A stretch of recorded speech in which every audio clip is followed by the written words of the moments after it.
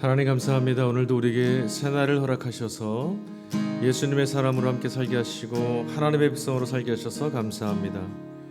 땅 가운데 권세와 명예와 부함 가운데 휘둘리지 않고 약속에 있는 말씀을 따라 주님 안에 다시 오실 그 나라 하나님 나라의 백성으로 살게 하여 주셔서 이리저리 휘둘리거나 좌로나 우로나 치우치지 않고 주님의 약속을 붙들며 살아갈 수 있도록 오늘도 우리를 지켜주셔서 감사합니다. 오늘도 말씀을 함께 할 때에 주님 우리 안에서 소망에 있는 약속의 말씀으로 우리의 심령을 위로하여 주시고 주님 오시는 그날까지 믿음의 한 걸음을 힘차게 걸어갈 수 있도록 우리 안에 믿음을 더하여 주시옵소서. 감사를 드립니다. 우리의 거룩하신 주 예수님의 이름으로 기도하였습니다. 아멘.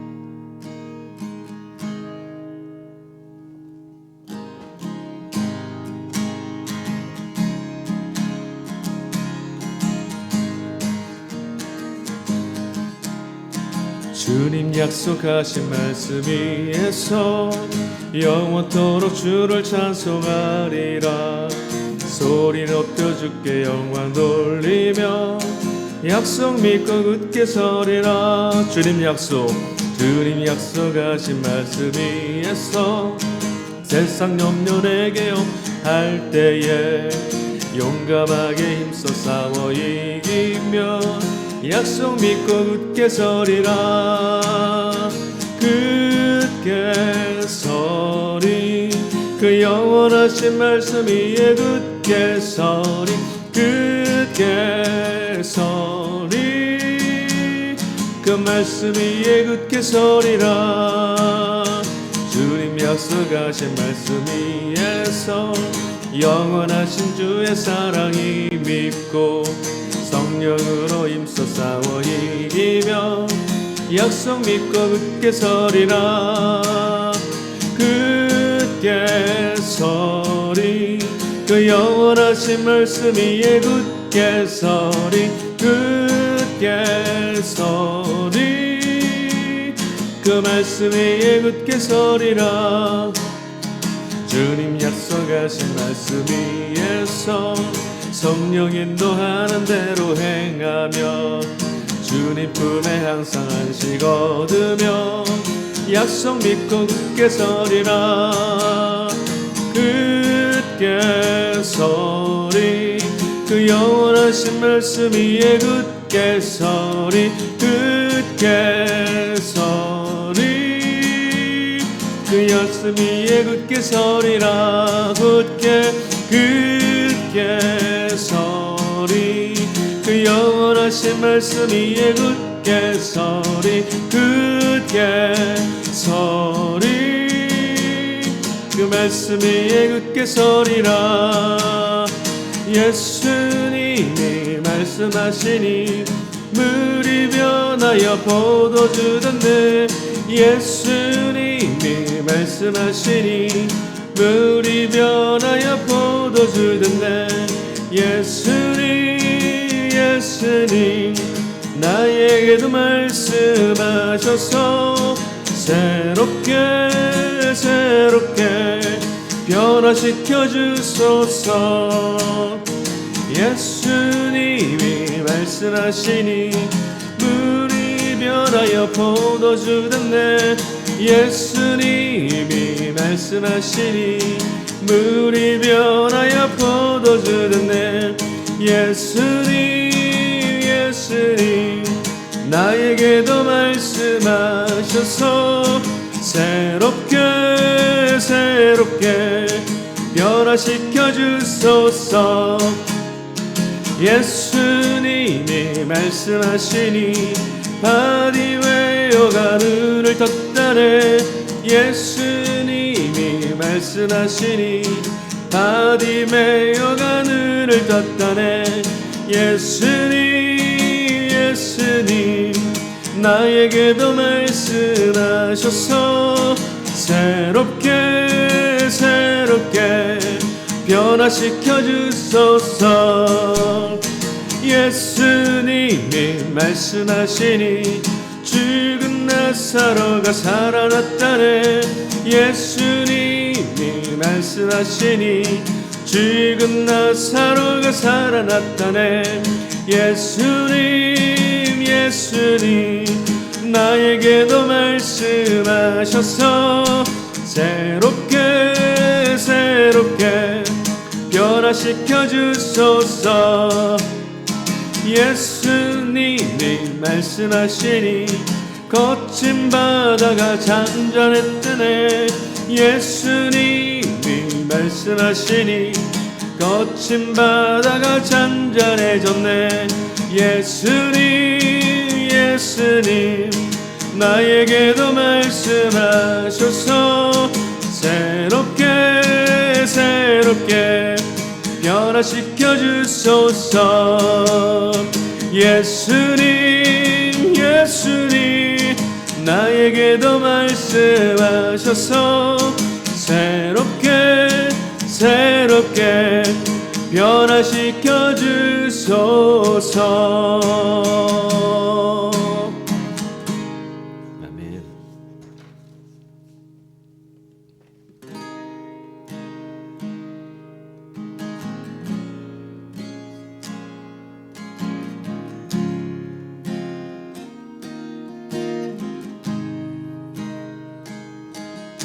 주께 가까이 날 이끄소서.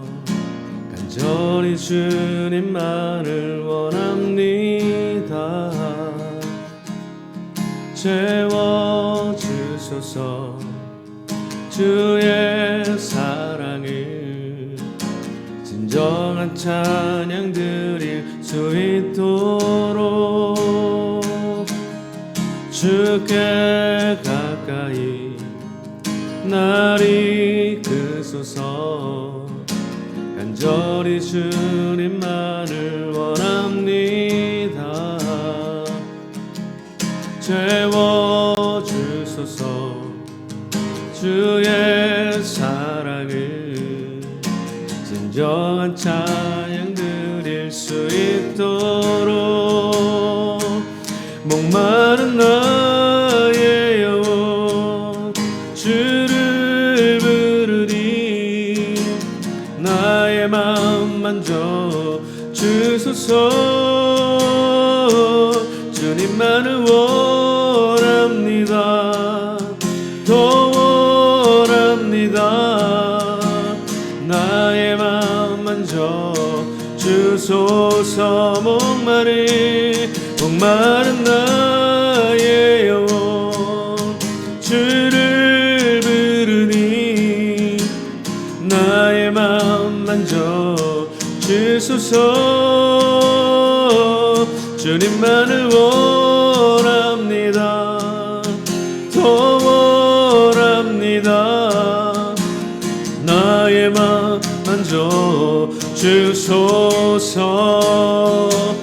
목마른 나의 영혼 주를 부르니 나의 마음 만져 주소서. 주님만을 원합니다. 더 원합니다. 나의 마음 만져 주소서.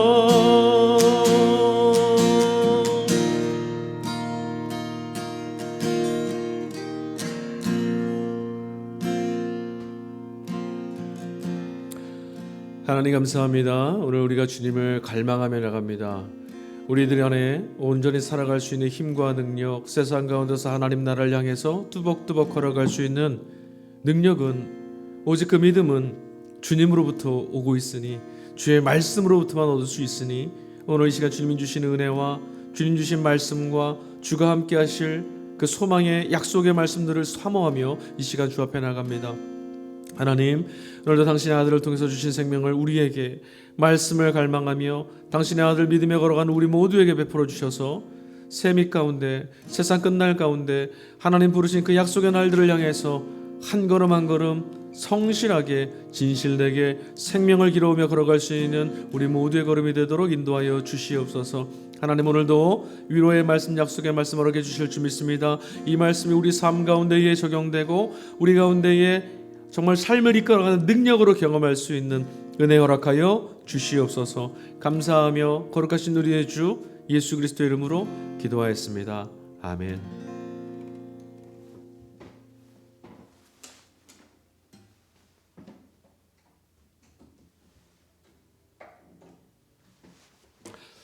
오늘 우리에게 주시는 하나님 말씀 함께 나누겠습니다. 신약성경 요한계시록 제18장 8절부터 14절까지의 말씀을 함께 받도록 하겠습니다. 요한복음 18장 8절부터 14절까지 말씀입니다. 8절부터 우리 함께 봉독하도록 하겠습니다. 그러므로 하루 동안에 그 재앙들이 이르리니 곧 사망과 애통함과 흉년이라. 그가 또한 불에 살라질지리니 그를 심판하시는 주 하나님은 강하신 자이심이니라. 그와 함께 음행하고 사치하던 땅의 왕들이 그가 불타는 연기를 보고 위하여 울고 가슴을 치며 그의 고통을 무서워하여 멀리 서서 이르되 화이또다 화이또다 큰 성 견고한 성 바벨론이여 한 시간에 내 심판이 이르렀다 하리로다. 땅의 상인들이 그를 위하여 울고 애통하는 것은 다시 그들의 상품을 사는 자가 없음이라. 그 상품은 금과 은과 보석과 진주와 세마포와 자주 옷감과 비단과 붉은 옷감이요 각종 향목과 각종 상아 그릇이요 값진 나무와 구리와 철과 대리석으로 만든 각종 그릇이요 계피와 향료와 향과 향유와 유향과 포도주와 감람류와 고운 밀가루와 밀이요 소와 양과 말과 수레와 종들과 사람의 영혼들이라. 바벨론아 내 영혼이 탐하던 과일이 내게서 떠났으며 맛있는 것들과 빛난 것들이 다 없어졌으니 사람들이 결코 이것들을 다시 보지 못하리로다. 아멘. 할렐루야. 주님의 은총과 평화가 우리 가운데 늘 함께 계시기를 간절히 축원합니다. 종말을 살아가는 우리 모두에게 약속에 있는 말씀이 이끌어가시는 내일, 그 말씀이 열어가시는 우리의 하루, 또 삶 가운데 그 말씀이 열어주고 있는 오고 있는 하나님 나라의 영광을 우리 모두 볼 수 있기를, 그 보는 눈을 통해서 그 영광의 비춤을 통해서 매일매일 한 걸음 한 걸음 승리하며 걸어갈 수 있기를 주 예수 그리스도의 이름으로 간절히 축원합니다. 지난주에 우리가 18장 7절까지의 말씀을 읽었습니다. 그 안에는 바벨론 성으로 대변되는 로마 제국, 우리가 고대의 구약시대 바벨론이나 신약의 로마 제국이나 사람들이 정말 부러워하고 세상에서 영원히 망하지 않을 것 같고 모두 다 성공하고 승리한 것이라고 인정하던 그런 제국들도 결국 다 무너지더라, 이런 말씀 나눴고요. 그 제국이 무너졌던 이유에 대해서도 말씀을 나눴어요. 음행하였다. 다시 말해 우상 숭배였는데 그 우상 숭배하는 음행은 어떤 것들이었죠? 아예 피조물을 절대화하는 것, 피조물을 절대화하는 것들이 극명하게 나타나는 것은 바로 탐심과 탐욕, 사치하는 것들이라고 말씀을 나눴어요. 그래서 그 18장 7절까지 읽을 때 그들에게 하나님의 심판, 하나님의 진노가 임하게 될 것이다, 여기까지 말씀을 나눴습니다. 자, 오늘 8절부터의 말씀을 읽는데 오늘도 이 말씀을 통해서 과연 우리가 어디를 주목하며 살아야 될지, 어떤 가치관을 갖고 살아야 될지 또 말씀을 통해서 배우도록 하죠. 자, 8절입니다.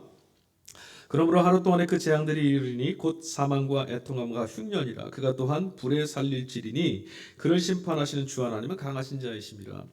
그러니까 이런 제국들이 결국 그들이 하나님 없이 자신들의 부유함, 자신들의 어떤 업적, 이런 것들을 자신의 생명의 기반, 자신의 살아있음의 근거로 삼으며 살아갈 때 결국 망하게 될 거라는 거죠. 근데 그 재앙이 어떻게 임하느냐?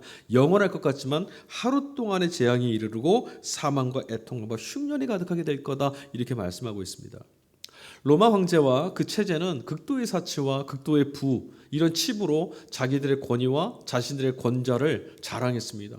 그런데 요한은 천사에게서 오늘 이 엄중한 그들의 종말에 관한, 종국에 관한 선언을 듣게 되죠. 하루 동안에 괴멸될 것이다. 여기서 하루 동안이라는 것은 시간의 짧음도 의미할 수 있겠지만 그만큼 손쉽게 절대로 안 무너질 것처럼 난공불락 같았어도 아무것도 아닌 것으로 무너지고 만다, 이런 것이죠. 소슬 사이 없이 사망도 찾아오고 애통함도 있고 흉년이 찾아오고 심판이 계속 엄습할 거라는 거예요. 그러나 여러분, 요한 사도를 통해서 이런 계시의 말씀을 들을 때 많은 사람들은, 로마 제국에 있던 사람들은 이런 말씀을 말장난처럼 생각했을 겁니다. 로마의 체제는 계속해서 말씀드리지만 그 시대 가운데 살아갔던 이들에게는 정말 망할 것 같지 않았습니다. 지금 성경에 말씀하고 있는 이런 심판은 전혀 개입될 것 같지 않았어요. 여러분, 오늘 우리가 살아가는 모습도 그렇습니다. 우리가 믿음으로 살아가고 하나님의 말씀을 의지하고 그의 나라를 기다리면서 살고 있는데 오늘 이 시대가 영원할 것처럼 아마 세상 사람들에게 보일 거예요. 믿음을 갖고 살아가는 우리들에게도 세상이 때로는 부러워질 수도 있을 겁니다. 그런 나라가 그런 세상에 종말이 올 것 같지 않기 때문이죠. 여러분, 오늘 전 세계에서 가장 잘 사는 나라라고 하는 대제국들, 강대국들 한번 생각해 보십시오. 그런 나라가 하루 만에 무너질 거라고, 아주 손쉬운 일들 때문에 하루아침에 무너질 수 있다는 말, 여러분 이런 말씀이 실감이 나시겠습니까? 요한은 지금 무엇을 근거로 이런 말씀을 전하고 있을까요? 단순히 종교적 망상이나 어떤 좀 자기가 바라는 것들, 현실에서 이루어지지 않은 것들에 대한 대리만족을 이런 말씀으로 좀 전달하는 것일까요? 그렇지 않습니다. 오늘 본문의 말씀 속에서 요한은 아주 단호하게, 그리고 계시의 말씀을 통해서 환상을 본 것을 아주 분명하게 전하고 있습니다. 그를 심판하시는 주 하나님은 강하시다, 이 말씀이에요.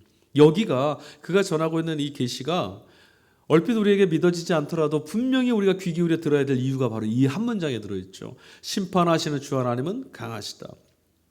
강하신 분이 심판합니다. 그러므로 로마 제국도 이 심판을 가로막을 수가 없습니다. 바벨론도 가로막을 수가 없습니다. 역사 속에서 이미 드러났습니다. 하나님이 심판하시면 제국 바벨론도 무너지더라. 그러므로 이 로마도 아무리 강해 보여도 하나님이 심판하시면 그가 강하심으로 무너질 거라는 거죠. 여러분, 하나님보다 강한 이가 있겠습니까? 없습니다. 우리를 엄습해오는 시련과 환난과 역경도 하나님보다 강할 수는 없습니다. 그러니 우리가 붙드는 어떤 것이라도, 우리를 주눅들게 하는 어떤 세력이라도 하나님이 역사하시면, 하나님이 심판하시면 무너질 줄로 믿습니다. 여러분, 인간은 아무리 강해도 피조물일 뿐입니다. 인간이 만들어놓은 제국도 역시 피조물입니다.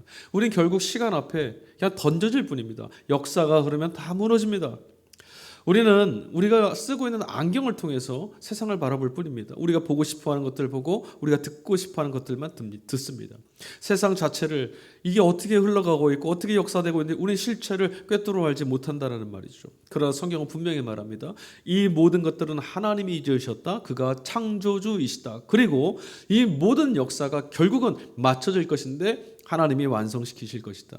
그래서 성경 계시록은 알파와 오메가, 이전에도 계셨고 전에도 계셨으며 장차 오실 자이시다라고, 전능하신 자이시다라고 그리스도 예수 우리 하나님을 소개합니다. 예수님은 이미 종말에 가 계신 분이죠. 하나님의 시간 밖에 계시며 우리의 종말을, 전 세계의 종말을, 온 우주의 종말을 가지고 오시는 분, 다시 말하면 완성하신 하나님의 구원을 우리에게 가져다 주시는 분이에요. 요한은 바로 이런 하나님을 믿었어요. 우리는 할 수 없고 우리는 무능하지만 하나님은 이미 이루셨다. 그 구원의 날들을 우리에게 가져오시는 분이시다라고 믿었기 때문에, 하나님보다 강한 이는 없기 때문에 요한은 로마 앞에서도 외칠 수 있었어요. 그리고 요한으로부터 이 계시의 말씀을 전해드린 교회들도 하나님은 능하십니다. 하나님은 강하십니다. 이 신앙의 고백 위에 자신들의 인생을 걸고 로마를 거스르며 시대를 거스르며 살아갈 수 있었던 거예요. 근본적으로 여러분, 무능한 세상에서 무능한 우리가 강한 악의 세력을 저는 거스르며 살아갈 수 있는 힘, 능력 어디 있습니까? 하나님이 어떤 분이시냐? 여기에 달려있는 거죠. 그러므로 여러분, 내가 하나님을 믿겠다가 아니라 하나님은 얼마나 능하신 분이신가, 얼마나 강하신 분이신가, 역사를 통해서, 우리의 삶을 통해서, 무엇보다 성경에 기록된 말씀과 그리스도 예수 안에서 하나님이 이루신 구원의 사건을 통해서 여러분 믿어내실 수 있기를, 믿어지실 수 있기를 주의 이름으로 간절히 축복합니다. 자, 9절입니다. 그와 함께 음행하고 사치하던 땅의 왕들이 그가 불타는 것을 보고, 연기를 보고 위하여 울고 가슴을 치며 드디어 때가 됐어요.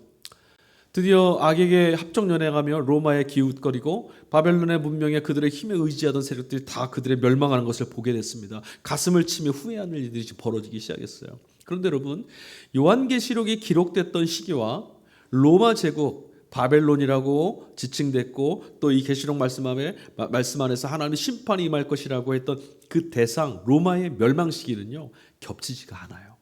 다시 말씀드리면 이 계시의 말씀이 기록되고 교회들에게 읽혀질 때 로마는 여전히 건재했습니다. 오히려 당시의 로마 체제는 훨씬 더 탄탄대로였고 더 승승장구했습니다. 앞서도 계속해서 언급했지만 로마의 붕괴에 대한 이 요한의 예언은 당시 사람들에게는 허무맹랑한 이야기였습니다. 어쩌면 신자들에게도 정말 그런 날이 올 수 있을까 회의적이었을지도 모릅니다. 그리스도인들도요, 로마가 붕괴한다라는 것은 이런 예언이 실현될 수 있을까? 정말 그럴 수 있을까? 미심쩍어 하는 분들이 많이 있었을 거예요. 오늘 우리도 그렇지 않습니까? 하나님 나라가 올 것이다. 이런 나라는 곧 사라질 것이다. 우리 인생에도 세상의 것들은 다 썩어 없어질 것이다 라고 하지만 그런 날이 올 것인가 별로 보이질 않아서 여전히 썩어 없어질 것들에 마음을 뺏기고 정말 시선을 뺏기고 살아가잖아요. 요한은 어떻게 해서 이렇게 외칠 수 있었을까요? 그리고 초기 기독교 성도들은 어떻게 이런 말씀을 고지고대로 아멘하면서 받아들이면서 아직 아무것도 보이지 않음에도 하나님의 역사가 오고 있다는 것을 자신의 운명을 걸고 살아갈 수 있었을까요? 그들은 이미 바벨론이라고 지칭됐던 구약에 있었던 그 역사적인 제국의 운명을 보면서 로마의 운명도 내다봤어요. 다시 말하면 요한 사도가 바벨론이 어떻게 흥했고 어떻게 망하게 되었는가라고 하는 역사 속에서 하나님의 그 장엄한 심판 가운데 어떻게 무너졌는가를 보면서 로마의 운명도 내다본 거예요. 역사를 돌아보니 이런 것이죠. 하나님은 반드시 악을 멸하시더라. 10년, 20년, 100년, 200년 영원히 망할 것 같지 않고 영원할 것 같아 보이지만 결국은 하나님은 악을 이기시더라. 악을 심판하시는 분이시더라. 그러니 바벨론과 로마가 아주 유사하잖아요. 바벨론에서 나타났던 사치와 음행과 우상 숭배, 로마에도 나타나고 있어요. 그러니까 로마 안에도 이런 악이 계속해서 반복되고 있고 비슷하고 음행하고 우상 숭배와 사치와 치부에 떨어졌다라면 이런 점에서 볼 때 로마는 반드시 망할 거다. 하나님이 불의함을 심판하실 것이다 라는 것이었죠. 여러분 이런 점에서 보면 우리가 예언이라는 것도 한번 생각해 볼 필요가 있어요. 여러분 예언이라고 그러면 그냥 단지 미래의 일들을 쪽지게처럼 마치고 어떤 신묘막측하게 내다보는 것 이렇게 생각하시는데 곤란합니다. 예언은요 분명합니다. 미래의 일, 우리 앞에 다가올 운명에 대해서 말하는 것이지만 또 한편으로는 동시에 과거 우리의 이전에 있었던 교회의 역사와 인류의 역사 그리고 그 역사 가운데 함께 하시며 다스리셨던 하나님의 통치, 하나님의 통치를 기억하고 하나님의 통치 앞에 우리가 어떤 걸음을 어떤 선택을 했으며 어떻게 하나님의 구원 앞에 서게 되었는가 반성하고 성찰하는 거죠. 그러니까 예언의 말씀이 있다는 얘기는 분명히 짝을 이루는 과거에 우리 걸음이 있어요. 성경 안에서. 그걸 보니 지금 앞으로 하나님은 꼭 이런 일들을 이루실 거고 이 역사를 돌아보니 오늘 우리가 처해 있는 자리는 역사 속에 그러한 운명에 처했던 이들과 똑같은 하나님의 심판 앞에 서 있더라. 이걸 내다볼 수 있었다는 거죠. 그러니까 이 예언은 분명한 거예요. 하나님이 살아계시다라면 하나님의 공의의 주님이시라면 심판하신 분이라면 과거의 역사를 바르게 돌아보고 미래를 내다보면서 현재 우리의 삶을 어떻게 살아갈 것인가 반성하고 오늘 우리의 삶을 어디에다 잇대며 살 것이냐 이것을 질문하는 자들 그들이 바로 성도고 그런 성도들에게 말씀을 전하는 이들이 바로 예언자들이었고 기록된 말씀의 지향이었죠. 오늘 선지자 전통을 이어받는 우리 설교 과연 우리의 설교는 과거를 돌아보며 미래를 약속하고 바로 그 시간 안에서 우리의 오늘을 어떻게 선택하고 어떻게 응답하며 살 것인가를 가르쳐주고 있을까요? 여러분 우리가 신앙생활하는 것은 과거의 성경에 기록됐던 기록을 통해서 우리에게 다가올 내일의 약속을 바라보며 오늘 하나님께 잇대어 하나님 나라에 기대어서 살겠다라는 아멘으로 응답할 수 있는 충분한 이유가 되고 있습니까? 여러분 이런 점에서 성경도 읽으셔야 되고 이런 점에서 예언의 말씀도 들어야 되고 이런 점에서 우리 신앙생활을 하는 거죠. 자 10절입니다. 그의 고통을 무서워하여 멀리 서서 이르되 화이또다 화이또다 큰 성 견고한 성 바벨론이요 한 시간에 내 심판이 이르렀도다 하리로다. 한 시간에 또 이르렀답니다. 죄의 소용돌이에 지금 죄의 그 결과 그러니까 하나님의 심판 앞에 그에 처해 있는 그들의 일부가 지금 외치고 있어요. 화이또다 화이또다. 망했다라는 거죠. 두 번이나 반복하고 있습니다. 여러분 이 화이또다라고 하는 말씀은 신약 성경에서도 이미 사용됐던 헬라어 단어예요. 우아이라고 하는 단어인데 누가복음 6장에 24절과 26절 사이에 4번 등장합니다. 예수님께서 말씀하셨던 대목이에요. 화와 복에 관한 이야기. 팔복에 관한 이야기가 마태복음에 나온다라면 누가복음에는 마태복음에서 8가지 복에 관해서만 말씀했지만 마태복음 5장에서는 누가복음에서는 4가지의 복과 4가지의 화를 말씀합니다. 대표적인 게 이런 거죠. 화 있을진저 너희 지금 배부른 자여 너희는 줄이리로다. 화 있을진저 지금 너희 웃는 자여 너희가 애통하며 울리로다. 그리고 20절에 또 뭐라고 말씀하고 있냐면 누가복음 6장 20절 너희 가난한 자는 복이 있나니 하나님의 나라가 너희의 것이며 그러니까 팔복의 4가지를 소개하고 그의 잇대어진 반대편에 서 있는 4가지 화에 대해서 이야기하기도 합니다. 계시록 18장 10절 말씀에 보면 화라는 것이 또 등장하죠. 그 계시록 18장에 나오는 화의 의미는 무엇이냐면 심판이 이르게 되었다라는 거예요. 자, 오늘 이 말씀 10절에 나와 있는 이 화, 이 심판, 이게 무엇입니까? 1시간 만에 그들의 심판이 오고 있다. 1시간 만에 그들의 심판이 임하였다라고 합니다. 아주 신속하게. 그러니까 그동안 화가 없었고 심판이 없었던 것처럼 영원할 것처럼 살았지만 막상 심판이 오고 보니 신속하게 급하게 바로 여기에 임하였더라. 지금 우리가 심판 안에 있었더라. 이거 깨닫는 거죠. 우리 개인의 인생도 똑같지 않겠습니까?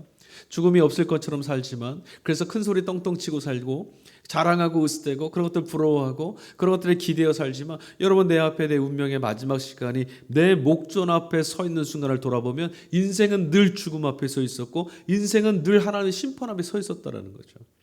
자, 그럼 이제 우리 한번 질문해 봅시다. 화로다 내 심판이 임하였다라고 말하고 있는데 과연 여러분 하나님의 심판은 무엇일까요? 여러분들은 하나님의 심판을 어떻게 생각하고 어떻게 받아들이면서 성경을 읽고 또 신앙생활을 하고 계십니까? 우리는 하나님의 심판을 오해할 수 있습니다. 인간의 삶을 송두리째 폐기시키고 우리의 삶을 모두 다 무너뜨리는, 지구를 완전히 산산조각 내서 우리 모두를 파멸로 몰아넣는 재앙 같은 것이다라고 우리 생각합니다. 요한계시록을 기록한 성서 기자도 실제로 그런 생각을 하고 있었을지도 모릅니다. 그때를 살아갔던 교회 공동체도 이런 생각을 했을지도 모릅니다. 묵시론적인 이런 악이 가득한 세상일랑 그냥 다 무너졌으면 좋겠다 생각했을지도 모릅니다. 그렇게 생각할 만한 표현들이 성경에 많이 나오긴 하죠. 하지만 여러분, 이런 내용들을 성경에 나와 있는 이 구절들 하나하나를 그냥 문자적으로 그대로 고스란히 받아들이시면 안 되고 거기서 한 번 더 질문하고 생각해 보셔야 돼요. 어떤 점에서 생각할까요? 하나님은 어떤 분이신가? 하나님은 우리의 역사, 인류의 역사를 어떻게 이끌어가고 계시는가라고 하는 구원의 약속의 말씀을 터잡아 생각해 보셔야 돼요. 자, 구약의 말씀 한번 보죠. 출애굽기 말씀 안에는 애굽으로부터 이스라엘 백성을 구원하시기 위해서 하나님께서 10가지 재앙을 내리시죠. 압도적인 힘으로 제국을 심판하십니다. 여러분, 이 재앙은 어떻게 생각하세요? 이 재앙의 말씀을 읽을 때 어떤 생각을 하십니까? 더 이전으로 가볼까요? 노아의 홍수 이야기. 세상에 악이 관영했을 때 하나님이 홍수를 내리십니다. 세상을 쓸어버리셨습니다. 세상을 심판하셨습니다. 어떻습니까, 여러분? 노아의 홍수 이야기는 무엇을 말하고 있죠? 오늘 출애굽기에 나와 있는 10가지 재앙은 무엇을 우리에게 말하고 있습니까? 이것들은 하나님께서 정말 전지전능하신 분으로 창조주의 권세로 압도적인 힘으로 대제국 애굽이라고 하는 세상의 모든 권세 앞에서 자기 백성 이스라엘을 능히 해방시키시고 구원하시며 건져주시는 분이시다라는 것을 알리려는 겁니다. 그 무엇도 하나님의 구원을 가로막을 수 없다라는 거죠. 아무리 세상의 권세가 하늘 높이 오른 것 같아도 하나님 그보다 높으시고, 아무리 세상의 권세와 권위를 다 가진 것 같아도, 세상 모두를 한 손에 잡고 휘어잡는 것 같아도 하나님 그보다 강하신 분이라는 거예요. 그런데 하나님은 어떤 분이시죠? 구원하시는 분이에요. 하나님 자기 백성을 살려내시는 분입니다. 악에게 침몰당하지 않고 생명을 얻도록 구원하시는 분이 바로 하나님이신데, 그런 하나님의 구원을 가로막을 자 없다라는 거죠. 저와 여러분들을 세상에 아무리 참혹한 권세로 짓누른다 하고 환난이 임한다 할지라도 하나님은 우리를 능히 구원하시는 분이시라는 거죠. 여러분, 이 사실을 믿으실 수 있게 바라요. 그래서 우리가 복음이라고 말하는 거 아닙니까? 예수 그리스도, 그분을 복음이라 말하는 것은 그분 안에 담겨있는 하나님 나라가 바로 우리를 믿음으로만 주 앞에 나가는 우리들을 능히 언제나 차별함이나 조건을 다시지 않고 용납하시고 구원해내시는 분이라는 이 메시지 우리 듣는 거잖아요. 하나님께서 이 심판에 대한 내용들을 우리가 잘못 읽게 되면 하나님께서 자기 마음에 들지 않으면 그냥 참혹한 재앙을 내리시는 분이다라고 우리 볼 수 있어요. 그런 신앙에 떨어지면 안 돼요. 여러분, 하나님이 내 마음에 들지 않는다고, 똑바로 처신하지 않는다고 이렇게 벌 주시는 분이라면 그럼 우리는 어떤 생각을 하게 됩니까? 과연 우리가 은혜로 믿음으로만 하나님께서 주시는 선물로 구원을 얻는 자가 되겠습니까? 못 믿는단 말이에요. 그때마다 우리도 이런 생각을 하게 되죠. 혹시라도 하나님 마음에 들지 않으면, 내가 하나님께 기쁨 되어드리지 않으면, 내가 신앙생활 바르게 하지 아니하면 나도 벌 받을지도 몰라, 이런 두려움에 자꾸 휩싸이는 거예요. 아니, 그렇지 않습니다. 하나님의 심판이라는 것은 사람들이 두려워하는, 지금 세상이 두려워하는 자기 종말, 자기의 패망, 자기 소멸, 이런 재앙이 아닙니다. 하나님의 심판은 하나님에 대한 무관심입니다. 하나님은 죄인들을 자기 죄에 빠져 그냥 죄에 빠져 사는 것을 방치해 두십니다. 이게 심판입니다. 하나님을 알지도 못하고 하나님 부재, 하나님의 침묵, 하나님 없이 사는 것, 하나님을 모르고 사는 것, 이것이 바로 심판이죠. 진리를 모르고 생명을 모르고 사는 것, 이거보다 불행한 게 어디 있습니까? 이게 심판인 거예요. 하나님의 사랑을 모르고 하나님을 외면하며 사는 인생, 하나님께서 베푸시는, 성경이 이야기하는 심판이 바로 이런 겁니다. 자, 11절입니다. 땅의 상인들이 그를 위하여 울고 애통하는 것은 다시 그들의 상품을 사는 자가 없습니다. 땅의 상인들은 어떤 사람들입니까? 땅에 있는 것들, 땅의 권세를 통해서 치부하고 부를 계속 치부하는 그런 이들입니다. 그러니까 여태까지 바벨론, 로마, 음녀, 이들이 누렸던 모든 권위에 기대어서 그런 권위의 질서 가치 안에서, 체제 안에서 배불려 왔던 사람들이에요. 통용됐던 사람들이에요. 그런데 오늘 이 말씀이 심판, 하나님의 심판이 어떻게 임하는 것인지를 아주 생생하게 묘사하고 있는 거죠. 이 11절 말씀을 제가 세 번역으로 한번 읽어드릴게요. 그리고 세상의 상인들도 그 도시를 두고 울며 슬퍼할 것입니다. 이제는 그들의 상품을 살 사람이 하나도 없기 때문입니다. 상품을 사는 사람이 없으면 어떻게 되죠? 상품을 팔 수 없습니다. 상품을 팔 수 없으니 상품을 만들 필요도 없지요. 상인도 필요 없고 그런 일에 종사하는 사람들도 필요 없습니다. 다 문 닫게 될 겁니다. 다 쓸모없는 것들이 이미 드러나게 되는 거죠. 하나님이 권위로, 권세로 세상의 질서, 세상의 가치, 세상의 권위자, 세상의 주인처럼 행세하던 로마를, 그 치부를 무너뜨리시면 결국은 그 안에서 먹고 그 안에서 살고 그 안에서 부를 누리며 여기가 천국이라고 말했던 모든 것들이 다 무너진다는 거예요. 여러분, 억만금이 있어도 하나님께서 생명을 걷어가시는 그 순간에 되면 그것은 아무것도 아니다, 쓸모없는 것이다 드러나지 않습니까? 이런 붕괴죠. 마침내 이것은 아무것도 아니었구나, 부끄럼 당하는 거예요. 그러니까 하나님의 심판은 그냥 지옥불에 빠뜨리고 그냥 해코지하시며 그냥 파괴시키는 것이 아니라 생명이 참으로 하나님께만 있구나, 이 사실을 깨닫고 내 안에 생명이 없었구나, 생명 아닌 것들, 피조물에 매달려서 살았던 것들을 자랑하며 살았던 세상의 모든 권위와 가치가 쓸모없는 무용지물임이 마침내 드러나는 거죠. 이것을 성경 뭐라 말하냐? 부끄러움 당한다라고 말하는 거예요. 이게 심판입니다. 마침내 드러나는 거죠. 중요한 건 어떤 것입니까? 오늘 11절 말씀의 핵심은 뭐냐면 우상 숭배의 끝이라는 것이 결국 울고 애통하는 일에 그치고 만다는 거예요. 영혼의 만족을 줄 수 없는 것들입니다. 그런 것들에 매달리면, 그런 것들의 노예가 돼서 살다 보면 결국은 그 운명의 끝은 애통하는 것, 슬퍼하는 것밖에 없더라. 이게 성경이 가르쳐주는 말씀입니다. 귀 있는 자는 들을지어다. 주여 말씀하시는 이 말씀이 여러분 우리 모두의 귀에 들려지길 원합니다. 가슴에 울려지길 원해요. 자, 12절. 그 상품은 금과 은과 보석과 진주와 세마포와 자주 옷감과 비단과 붉은 옷감이요 각종 향목과 각종 상아 그릇이요 값진 나무와 구리와 철과 대리석으로 만든 각종 그릇이요. 12절 13절에 같은 내용입니다. 지금 상인들을 통해서 세상이 부를 쌓아 올리고 세상의 제국이 제국을 건설하고 유지하고 으스대고 자랑하며 주인 행세하며 살게 했던 모든 것들, 치부의 내용물들입니다. 그런데 이번 12절 13절에 나타나고 있는 이 열거되는 것들은 당시에 가장 고급진 것들이었어요. 12절에 열거된 이 물품들을 보면 몇 가지로 좀 분류해 볼 수가 있는데, 첫 번째 값비싼 보석들이에요. 금과 은과 보석과 진주. 지금도 여러분 부자들이 얼마나 좋아하는 것들입니까? 이것만 있으면 부자 되겠다, 나는 이것도 갖고 있다 자랑할 수 있는 것들이죠. 두 번째 나오는 건 뭡니까? 당시 귀족들의 몸에 걸치고 있던 아주 귀한 옷의 원단들, 재료들입니다. 고운 못이, 자주 옷감, 비단과 붉은 옷감들. 로마의 귀족들이 등장하는 영화에 보시면은 이런 옷감들을 걸친 사람들이 수두룩합니다. 이거 아무나 입는 옷들이 아니었던 거예요.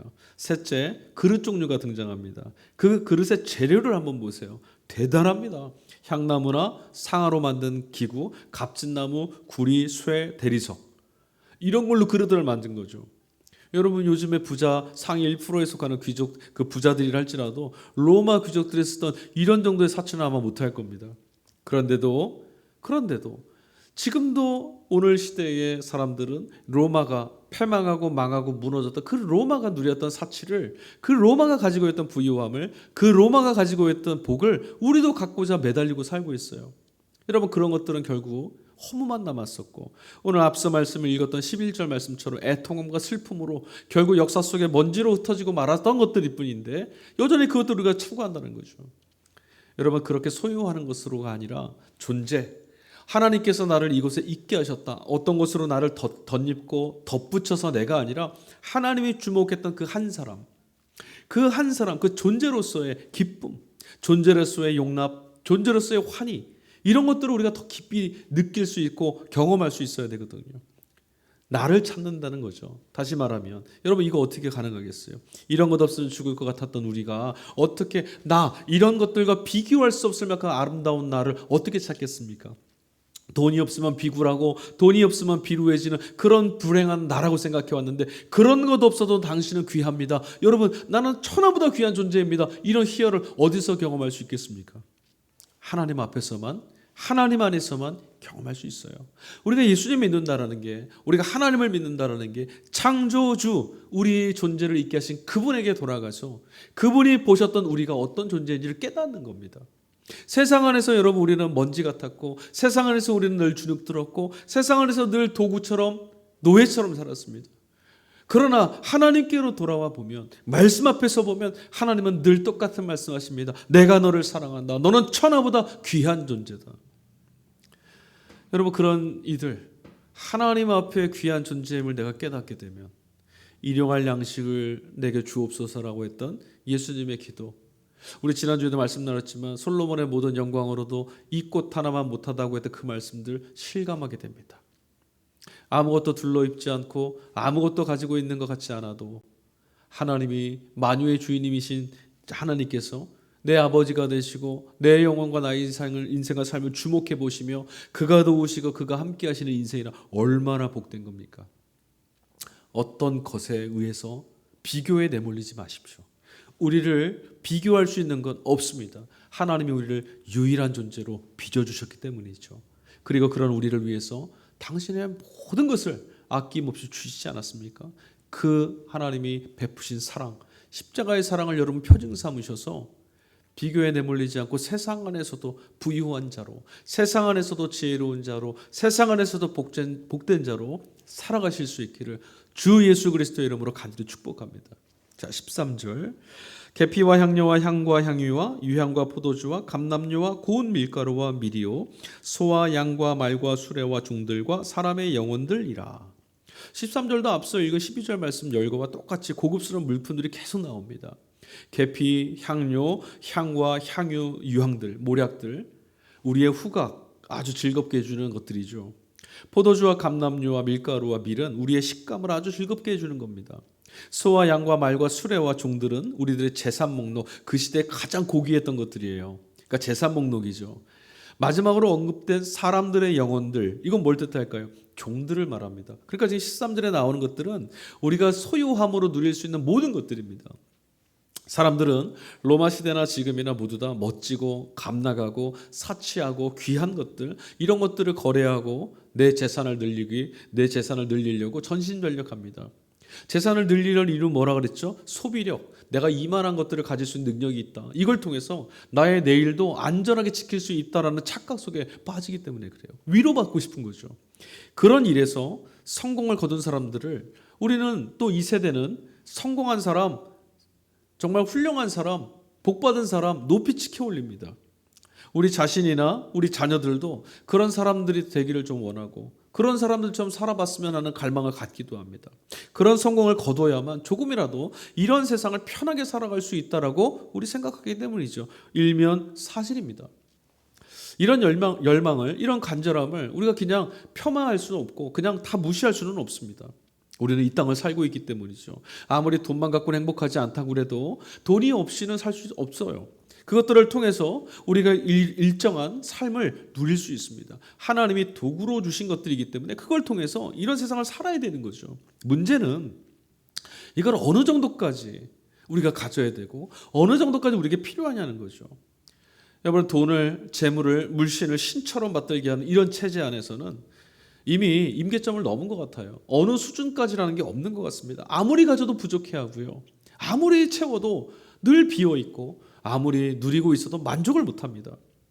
마치 호랑이 등에 올라탄 형국이라고나 할까요? 브레이크가 고장난 것 같아요. 이 호랑이 등에 내가 올라타 있다는 것을 깨달아서 이제는 내릴 수도 없고, 왜죠? 뛰어내리면 호랑이에게 먹혀 죽을 거고, 그렇다니 계속해서 매달려 있으면 결국 호랑이 굴까지 끌려가서 죽을 거고, 이러지도 저러지 못하는 상황 말이죠.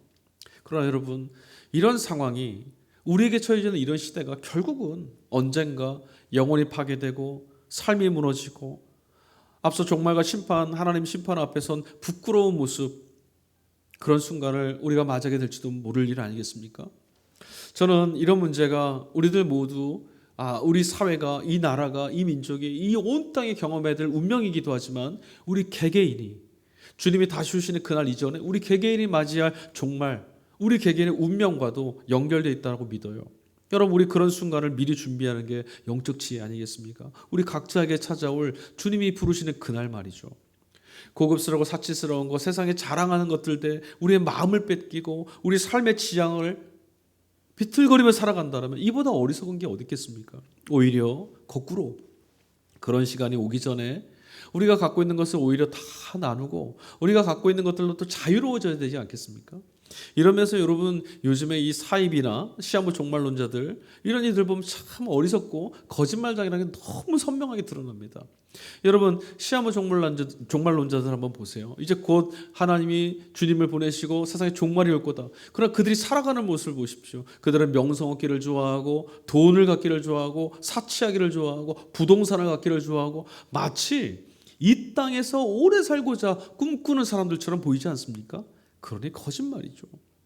여러분, 주님의 종말이 올 때 주님이 우리 각자에게 또는 이 땅 모두에게 종말을 구하시는 그날에는 지금 우리가 갖고 있던 걸, 로마가 갖고 있던 그 어떤 것도 쓸모가 없더라는 거예요. 그러니 여러분, 오늘도 현대산업사회가 우리에게 말하는 이것 좀 가져보세요, 이렇게 부자 돼보세요, 이거는 쓸모가 있겠어요? 앞서도 말씀 나눴지만 로마의 귀족들이 누리던 것은 오늘 이 시대에 정말 부자라고 하는 사람들이 누리는 것만 못지 않았어요. 그런 것들도 쓸모없더라니까요.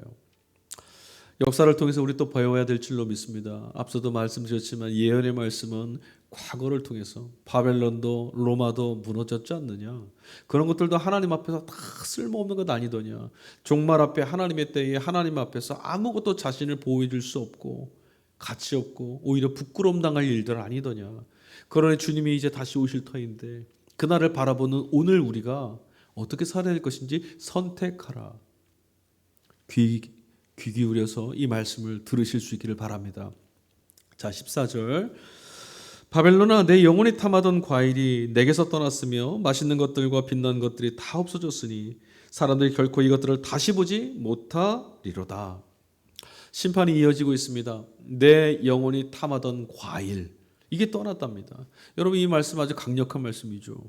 영혼이 탐하는 것들, 이게 무슨 말일까요? 자신의 모든 걸 걸고 마치 이 도박하다가 마지막 궁지에 몰려서 집도 팔고 뭐 다 팔아서 거기다 자신의 인생 모두를 저당 잡히고 있는 마지막인 것처럼, 그런 사람처럼 나의 존재, 나의 인생, 나의 삶, 나의 운명 모든 걸 다 거는 차원, 이렇게 매달려 있는 어떤 것들을 말하는 거죠. 여러분, 인간은 허무에 떨어지든지 아니면 자기 영혼을 포기하든지 또 포기하면서도 어딘가에 자꾸만 빠져들 수밖에 없는 그런 존재들이에요. 허무하다 해서 아무것도 안 하지 않고요, 뭔가에 자꾸 빠져듭니다. 정 안 되면 절망에도 빠져듭니다. 정 안 되면 알코올이나 술 같은 거에 빠져들기도 하고 마약에 빠져들기도 하고요, 사람에게 빠져들기도 합니다. 그것들이 나를 구원할 수 없다고 너무나 분명히 알고 있음에도 자꾸만 빠져듭니다. 그게 바로 위 구절에서 언급하고 있는 영혼이 탐하던 과일들이라는 거죠. 우리 영혼은 본질적으로 우리가 비어있다는 것을 너무 잘 알아요. 자꾸만 채워야 되는 거죠. 왜 이렇게 헛헛할까요? 왜 이렇게 안정감이 없을까요? 뭐가 이렇게 불안할까요? 비어있기 때문이죠. 우리 영혼은 그걸 잘 알고 있습니다. 괜찮은 것처럼 보이고 많은 것 가진 것 같고 여유 있는 것 같고 풍성한 것처럼 보여도 홀로 있는 그 밤에 그 홀로 잠 못 드는 밤이 있다라는 거예요. 각자의 영혼들 한 사람도 예외 없이 우리 영혼은 구멍이 뚫려 있어요. 이 헛헛함을 채워야 되는 거죠. 이 헛헛함을 채우기 위해 사람들은 몸부림칩니다. 이것 갖다가 결국 망하면 나고, 이것 하다 보면 결국 이걸로 채우다 보면 인생도 깨어지고 나와 함께하는 이들도 다 파멸된다라고 하여도 자꾸 채우려고 해요.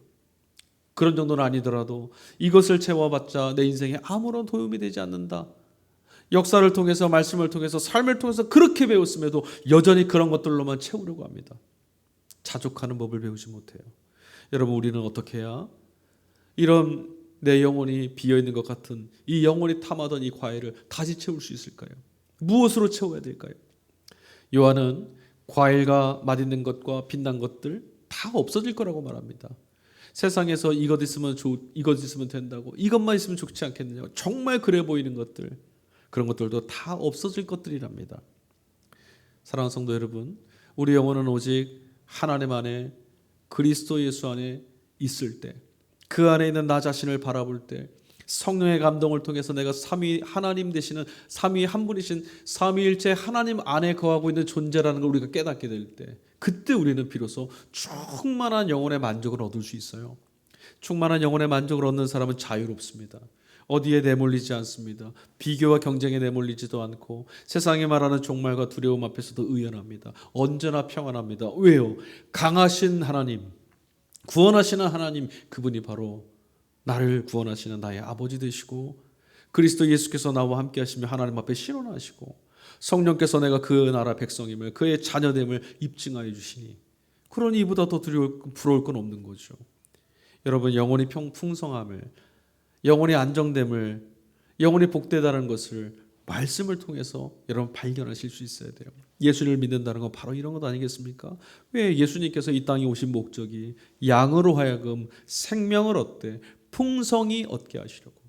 이전에 내가 예수님 믿어서 나 이제 천국 갈 거야, 여기서 그치는 거 아니죠. 날마다 비어있지 않고 풍성하게 채워지는 생명, 기쁨과 환희, 희락과 기쁨이 넘쳐나는 삶을 살아가는 거예요. 하나님 나라가 여기 임하였고 그리스도가 함께 계시며 내가 하나님 안에 거하고 성령께서 나와 동행하신다는 이 증거들을 통해 말입니다.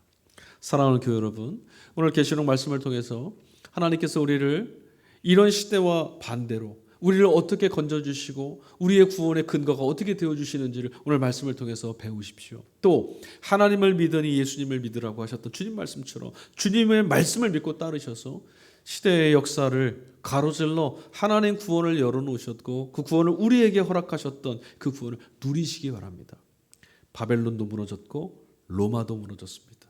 그만 같지 않는 권세, 그만 같지 않는 부유함, 그런 것들로 끊임없이 나를 채우려고 하는 세상의 가르침을 이제는 돌이키십시오. 그것 없어도, 그런 것들 없어도 하나님 우리를 먹이시고, 그런 것들을 아무리 가져도 하나님 앞에서는 다 무의미한 것들입니다. 하나님은 오직 우리가 믿을 때에 하나님의 자녀되는 권세를 주셨고, 날마다 그 믿음으로 주님 바라볼 때 하늘의 영광을 보이실 줄로 믿습니다. 아멘. 우리 이 시간에 함께 찬양하시고 기도하도록 하겠습니다.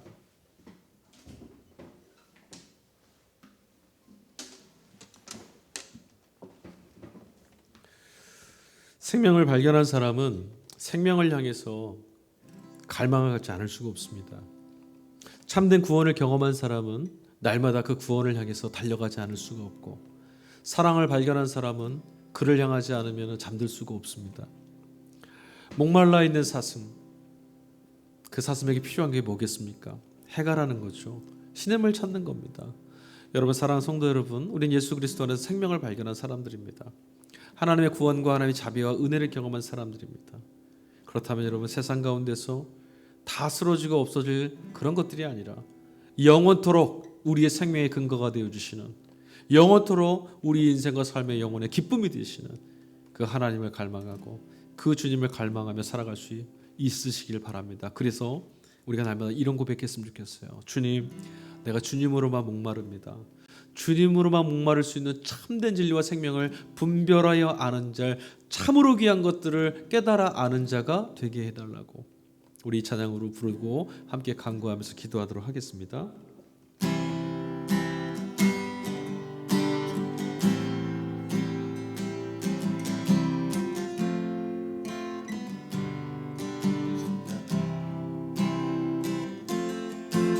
목마른 사슴 시내 물을 찾아 헤매이듯이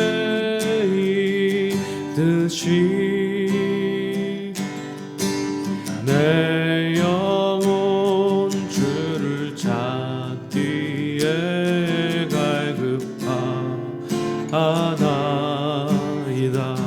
다시 한번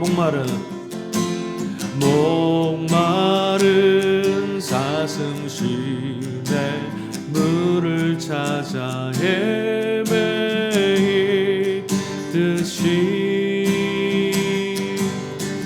내 영혼 주를 찾기에 갈급하나이다.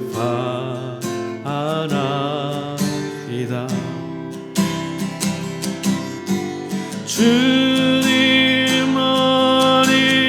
나의 힘, 나의 방패, 나의 참소망, 나의 몸 정성 다바 쳐서 주님 경배합니다. 금보다 귀한 나의 주님, 내 만족 주신 주, 당신만이 나의 기쁨 또한 나의 참 보배. 아멘. 주님만이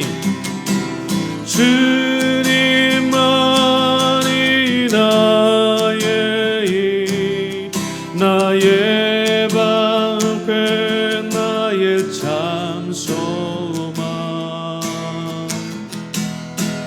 나의 몸 정성 다 바쳐서 주님 경배합니다. 우리 다시 한번 고백합시다. 주님만이 나의 힘, 나의 방패, 나의 참 소망, 주님만이 나의 힘, 나의 방패, 나의 참 소망. 한 번 더. 주님만이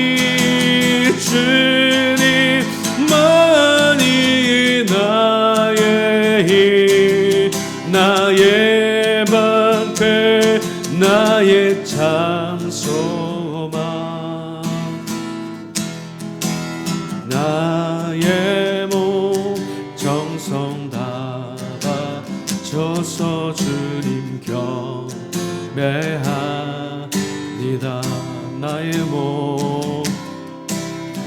나의 몸 정성 다 바쳐서 주님 경배합니다.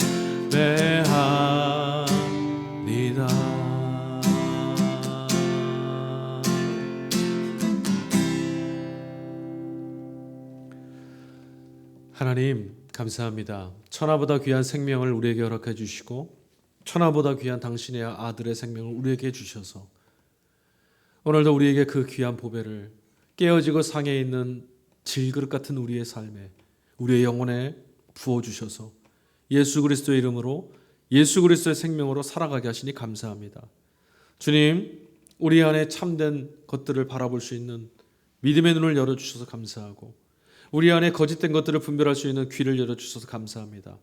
진리가 어디에 있는지, 생명이 어디에 있는지, 구원이 어디에 있는지, 영원한 생명이 어디에 있는지를 늘 분별할 수 있도록 참으로 값지고 참으로 귀한 것들을 선택할 수 있는 지혜를 허락하여 주시옵소서. 그리하여 세상에 있는 것들, 바벨론과 로마를 부러워하며 갈급해하는 갈증 누리는 그런 자들이 아니라 언제나 참된 사랑으로, 참된 은혜로, 풍성한 생명으로 우리를 붙들어 주시는 하나님 은혜에 목마르고 그리스도 예수의 사랑에 목마르고 성령의 감동에 목말라 하는 우리가 되게 하여 주시옵소서.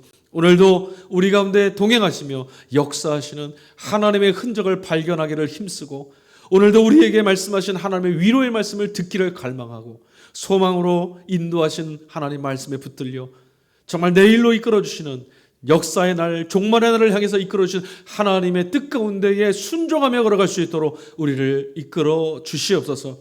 당신께서 우리의 생명이 되셔서 영원에서부터 영원까지 이끌어 주실 줄 믿사옵고 우리의 거룩하신 생명, 우리의 영원한 주 되시는 예수 그리스도의 이름으로 감사하며 기도하였습니다.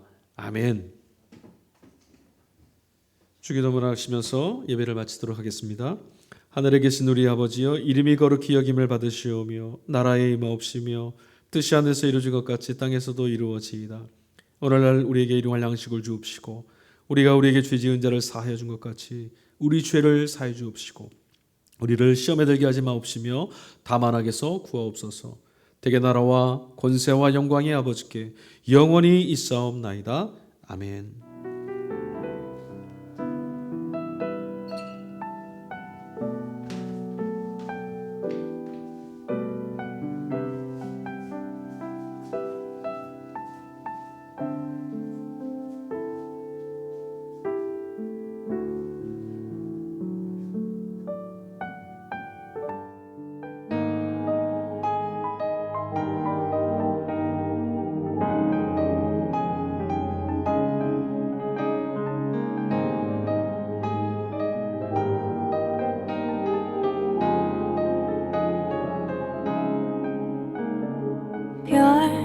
별들의 별, 은하수의 은하수, 더 먼 우주에서도 물들의 물, 바다의 바다, 더 깊은 심연에서도 노래하는 이름을, 노래하는 이유를. How great is our God, hallelujah.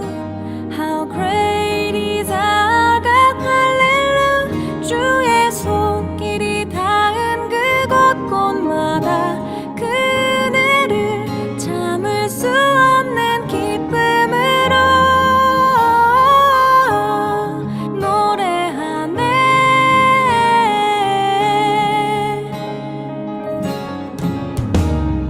다 알게 되리 하나님 창조하신 그 놀라운 능력을 다 듣게 되리. 하나님 나라 아름다운 그 세계를 찬양하